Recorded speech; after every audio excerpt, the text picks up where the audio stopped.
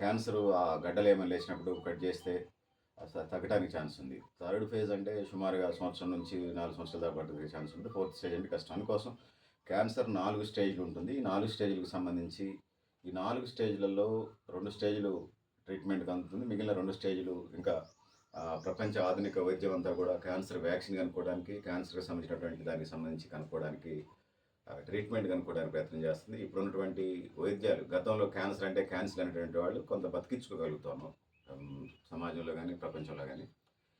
So దానికి vaccine కానీ treatment కానీ పర్మనెంట్ ట్రీట్మెంట్ కోసం ప్రపంచవ్యాప్తంగా కూడా అనేక మంది సైంటిస్టులు దాని మీద అనేక ప్రయోగాలు జరుగుతున్నాయి. అనేక దేశాల్లో జరుగుతున్న నేపథ్యంలో భవిష్యత్తులోనైనా క్యాన్సర్కి వ్యాక్సిన్ ట్రీట్మెంట్ రావాలని ఆశిస్తూ ఉన్నాం. సో దాంతోపాటు ముఖ్యంగా గతంలో 100కు 1 కేసు వచ్చేది క్యాన్సర్కి సంబంధించి. దాన్ని ఇప్పుడు కొంచెం మొన్నటిదాకా వచ్చినప్పుడు 6% ఏదో చదివినట్టున్నా. తర్వాత మ్యాగజైన్స్ జర్నల్స్ నుంచి చదివినప్పుడు ఇది 11 నుంచి 19% పెరుగుతూ ఉన్నది 100కి. సో ఇదేమంత మంచి పద్ధతి కాదు. మనమే కోరి తెచ్చుకున్నట్టు పరిస్థితి.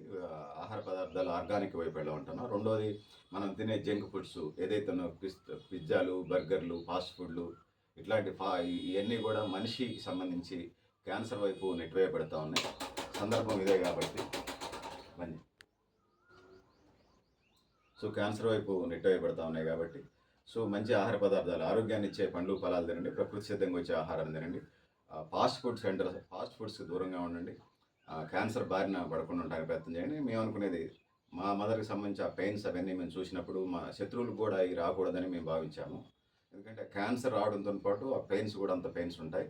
సో ఏదేమైనా ప్రపంచం రాబోయే కాలంలో క్యాన్సర్కి వ్యాక్సిన్, పర్మనెంట్ చికిత్స ఏదైతుందో, గతంలో కలరా వస్తే ఊరంతా గతలు వచ్చి కొట్టకపోయేదన్నారు.